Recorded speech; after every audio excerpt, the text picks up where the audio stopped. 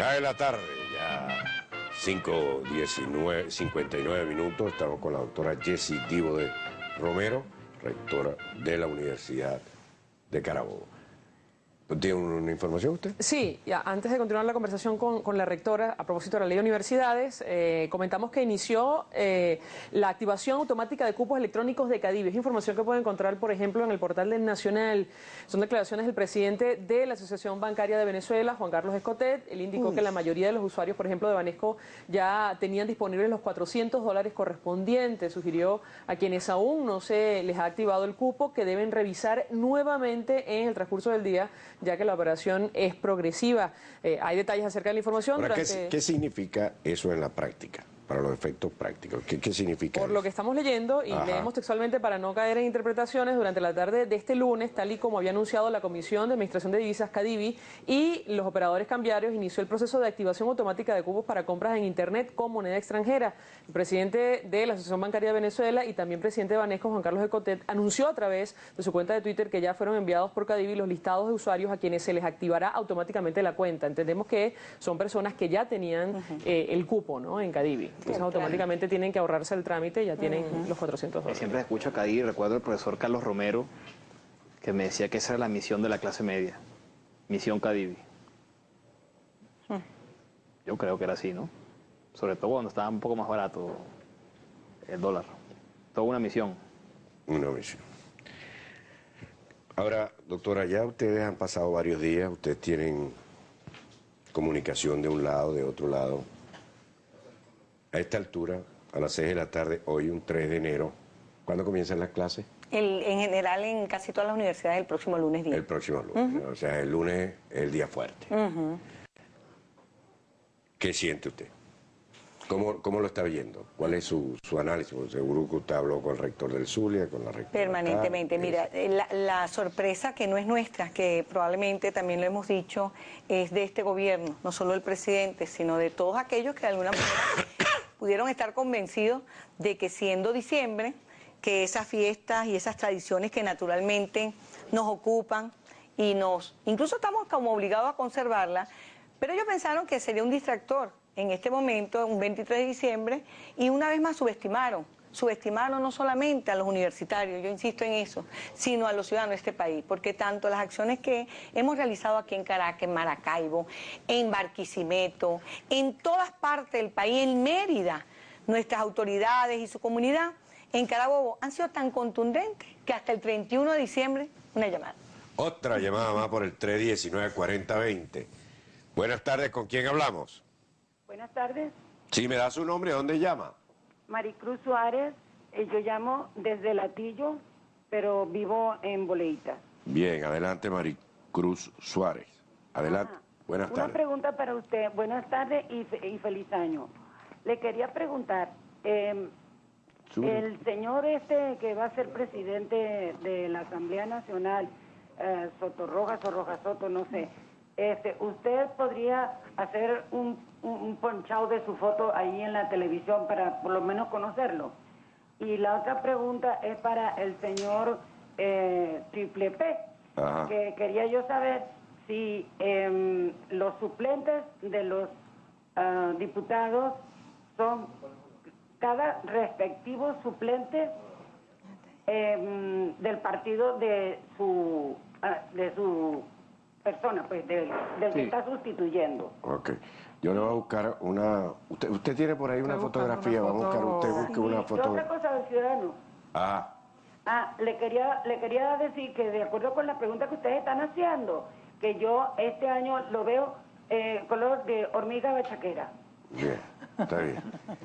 Bien, usted sabe por qué se formula esa pregunta, permítame un momentico que me desvíe de la universidad, pero generalmente en la mayoría de las encuestas el venezolano ha tenido una característica, que a pesar de todo siempre ve el año que viene mejor, siempre ha tenido una tendencia a ser optimista por líneas generales. Yo no puedo saber cómo va ahorita la votación, quién sabe, Rosa María nos informa cómo va la votación, que es quien está llevando la cuenta de eso.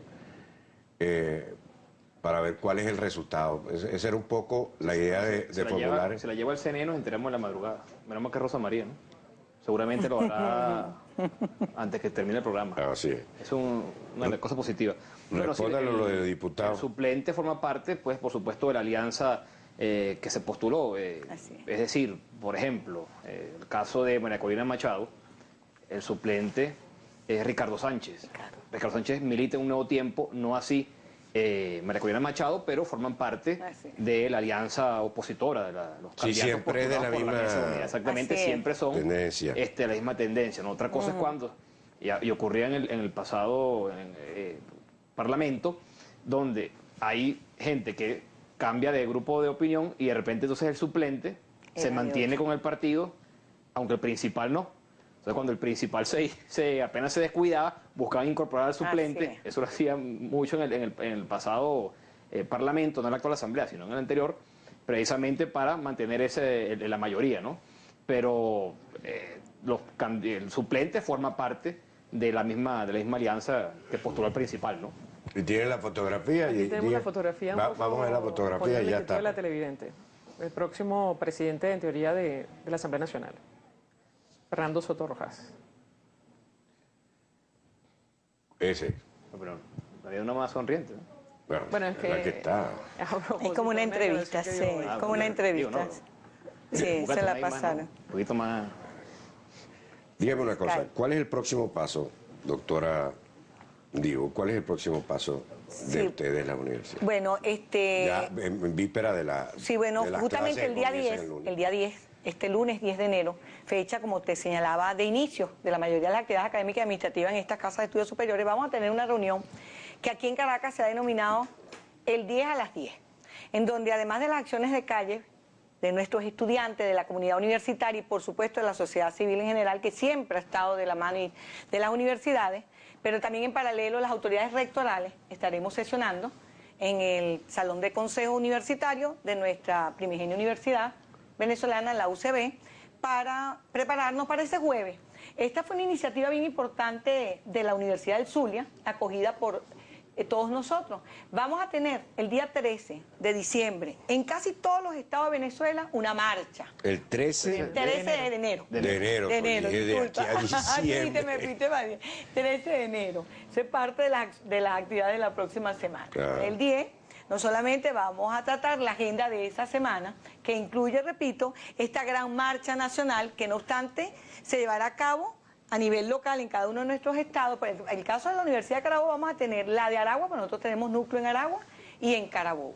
Entonces vamos a manifestar todos los universitarios del país nuestro rechazo a la manera y principalmente al contenido de esa ley, pero también de ese paquete de leyes, porque es que el problema no solamente lo tenemos en las universidades, ustedes lo explicaban muy bien al inicio del programa de hoy y los anteriores, es que este es un problema de violación tras violación y transgresión a la Carta Magna. Entonces, sí, ahora uno anda con ella porque hay que recordar que dentro de ella, lo dijo el primer mandatario todo, y fuera de ella, y quienes no solamente somos abogados como es mi caso, sino quien quiera. Bueno, usted recuerda el artículo 5, ¿no? Si yo le voy a leer, el artículo 5 de la Constitución dice: la soberanía reside intransferiblemente en el pueblo, quien la ejerce directamente en la forma prevista en esta Constitución y en la ley, e indirectamente mediante el sufragio por los órganos que ejercen el poder público. Los órganos del Estado emanan de la soberanía popular y a ella están sometidos. De manera que si la Asamblea Nacional le da unos poderes al ciudadano presidente de la República para que éste burle la voluntad popular expresada el 2 de diciembre, cuando se planteó la reforma y el pueblo dijo que no, entonces, ¿quién está violando la Constitución? Bueno, y en esa Constitución, el 109, que se refiere a la autonomía, y hay que recordar que dentro del proyecto de reforma... ¿También lo rechazamos? Claro, pero lo que quiero recordar es que se incluía también una modificación del 109, o sea, que ya es un tema que venía planteado en el 2007, en aquella ocasión, pues la reforma salió derrotada, pero ya estaba incorporada en ese proyecto una modificación del artículo 109 que es referido a la autonomía universitaria, y se hablaba también del voto paritario, ¿no? Así. Sí, buena parte de esta ley recoge, de esa ley sancionada lo que rechazamos en el 2007, efectivamente. ¿Ha habido alguien dentro de las universidades que esté a favor de la reforma? Si lo hay, no lo hemos oído.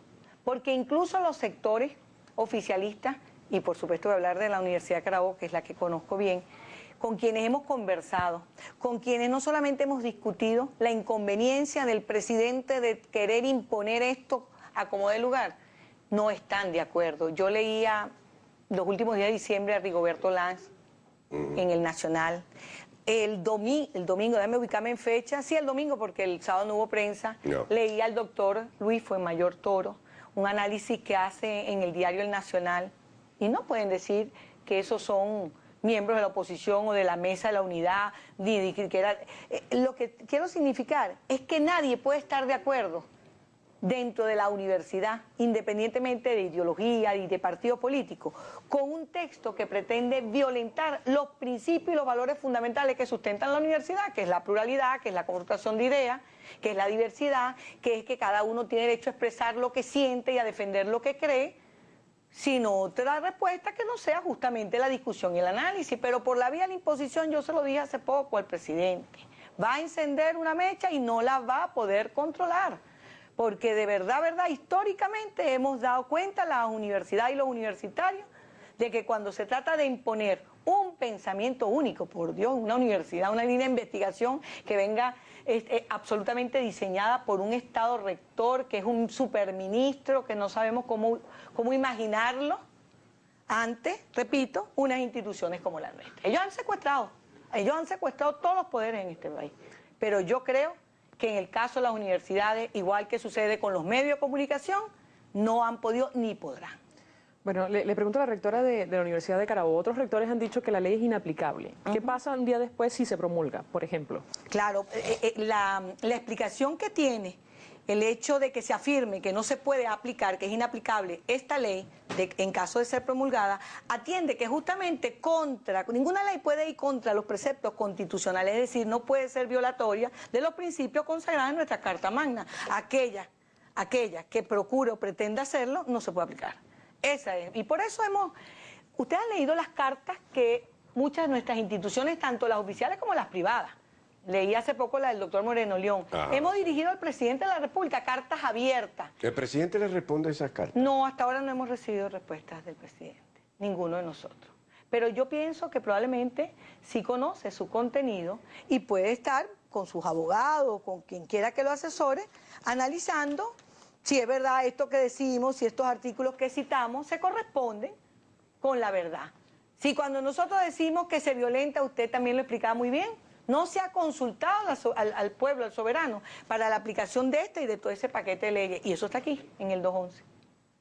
No se ha respetado la voluntad del pasado 2007, cuando ya nos pronunciamos los venezolanos en contra de una reforma constitucional. Ahora pretenden irla sacando en este paquete. Ahora, lo cierto del caso es que la Asamblea no escuchó a ninguno de los miembros de la comunidad, ¿no? Ni los estudiantes cuando llevaron un tal, los rectores tampoco. Pero la rectora Yo le he hecho un cuento de va a dar eso. testimonio de eso, exactamente. Sí, yo le he hecho un cuento. Mire, aquí se lo digo al presidente, que no solamente la diputada Cilia Flores no nos respondió ninguna comunicación que remitimos en función del análisis, la discusión, la participación. Nosotros no nos oponemos a cambios y a transformaciones, pero que se... ¿Y usted sabe cuál fue la respuesta? Primero, ni siquiera nos permitieron acercarnos a la reja que da acceso al Parlamento Nacional. Los diputados de la bancada de Podemos, cortésmente y por respeto también a nuestra condición de ciudadanos, se acercaron a saludarnos. ¿Y sabe cuál fue la respuesta? Piedras, vasos llenos de cal, ante la mirada complaciente de la fuerza pública. Y habían Guardia Nacional y ante la exigencia, porque prácticamente como rectora tuve que exigirle que nos acompañaran a retirarnos de esa plaza pública, y pública se supone que es de todos, pues que tenemos el derecho por lo menos a estar allí. Y no obstante, el irrespeto fue tan grande que ni siquiera nos defendieron de la violencia desatada. Entonces no tuvimos ni acceso, pues, cercano a la reja. Además, con una ley que se aprobó en la madrugada, eso hay Esa fue la respuesta a la que solicitud. recordarlo, y que no se sabía si entraba o no entraba en agenda. Había rumor, había comentarios, pero nada oficial, y de repente se sorprende llevándolo a la plenaria y repetimos, se termina sancionando en la madrugada, ¿no? Cuando tú tuviste pues 5 años para desarrollar un debate y una discusión sobre esa ley, ¿no? Una de las personas que, por cierto, llamó la atención sobre esto fue la diputada Pastora Medina, que forma parte de la Comisión de Educación, pero que a pesar de esto, pues estaba al margen también de esa discusión y no conocía a ciencia cierta el alcance del contenido de esta ley, ¿no?